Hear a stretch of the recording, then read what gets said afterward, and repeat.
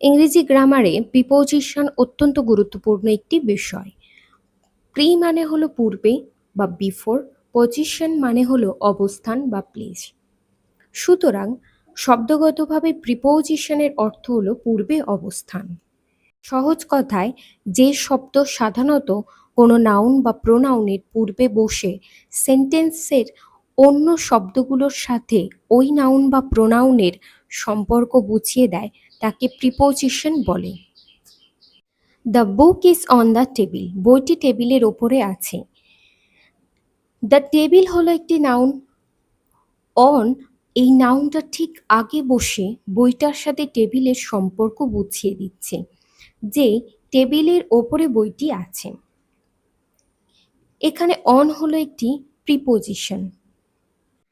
In এর মানে ভিতরে বা মধ্যে। The toy is in the box, খেলনাটি বাক্সের ভিতরে আছে। অন ওপরে, ওপর অর্থাৎ টাচ করে থাকবে, স্পর্শ করে থাকবে। The cat is on the mat, বিড়ালটি মাদুরের ওপর বসে আছে। আন্ডার নিচে, Tommy is sleeping under the bed, Tommy বিছানার নিচে ঘুমোচ্ছে। টু প্রতি বা দিকে, I am running to school, আমি স্কুলের দিকে দৌড়চ্ছি। ফ্রম থেকে, this gift is from Santa, এই উপহারটি সান্টার থেকে এসেছে। উইথ সাথে বা দিয়ে, I draw with a pencil, আমি পেন্সিল দিয়ে ছবি আঁকি। বাই পাশে বা দ্বারা, seat by me my friend, আমার পাশে বসো বন্ধু।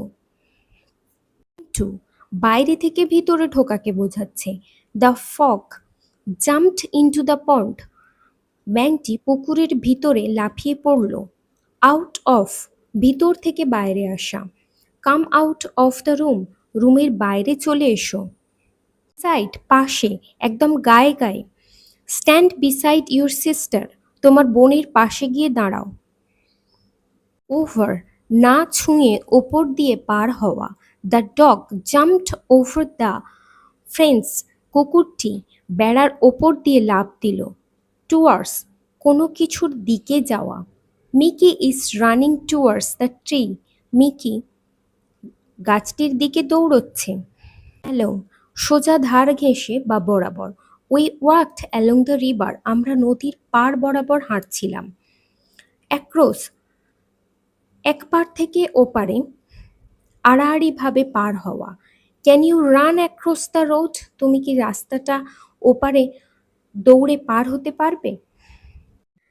অ্যাবাব অনেক উঁচুতে স্থিরভাবে থাকা। The balloon is above the house, বেলুনটি বাড়ির অনেক উঁচুতে উঠছে। বিলো নিচে, কোনো স্তরের বা দাগের নিচে বোঝালে।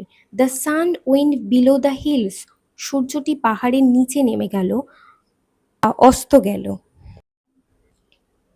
বিটুইন দুজনের ঠিক মাঝখানে। Put the ball between the two boxes, বলটি দুটি বাক্সের মাঝখানে রাখো। অ্যামং অনেকের মাঝখানে। Share the cake among all the friends, সব বন্ধুদের মধ্যে কেক ভাগ করে দাও। ভার্সেস ওভার এবং বিটুইন ভার্সেস অ্যামং এই দুটি বিষয়কে স্পষ্টভাবে আলোচনা করা হলো। অ্যাবাব যখন কোনো কিছু মাথার অনেক ওপরে এক জায়গায় স্থির হয়ে থাকে। The sun is shining above the clouds, মেঘের ওপরে সূর্য আলো দিচ্ছে। The beautiful clock is above the blackboard, সুন্দর ঘড়িটি ব্ল্যাকবোর্ডের ওপরে আছে। এখানে সূর্য এবং ব্ল্যাকবোর্ড অনেক উঁচুতে মাথার ওপর স্থিরভাবেই রয়েছে, তাই এই ক্ষেত্রে অ্যাবাব ব্যবহার করা হয়েছে। ওভার স্পর্শ না করে যখন কোনো কিছু এক দিক থেকে অন্য দিকে উড়ে বা লাফিয়ে পার হয়ে যায়। The bird flew over the big tree, পাখিটি বড় গাছটার ওপর দিয়ে উড়ে গেল।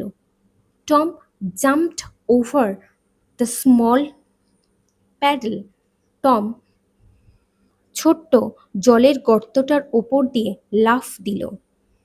এটিও ওপরে থাকছে কিন্তু এটি গতিশীল, অর্থাৎ একদিক থেকে অন্য দিকে যাচ্ছে। বিটুইন হবে দুজনের ঠিক মাঝখানে বা দুজনের মধ্যে বোঝালে। Divide this tasty chocolate between Rahul and Rohit, এই সুস্বাদু চকলেটটি রাহুল এবং রোহিতের মধ্যে ভাগ করে দাও। এখানে কেবল দুজন রয়েছে। The puppy is sitting between two chairs, কুকুরটি দুটি চেয়ারের মাঝখানে বসে আছে। এমন যখন দুজনের অধিক, তিনজন বা তার বেশি বা পুরো একটি ক্লাস বা দল থাকবে তখন এমন ব্যবহার করা হবে। Distribute the colourful balloons among all the children, রঙিন বেলুনগুলো সব বাচ্চাদের মধ্যে বিলিয়ে দাও। এখানে অনেক বাচ্চা। She is the smartest girl among all the student, সব ছাত্রছাত্রীদের মধ্যে সে অত্যন্ত স্মার্ট মেয়ে। এখানে দুয়ের অধিককে বোঝানো হচ্ছে, তাই এমন ব্যবহার করা হয়েছে।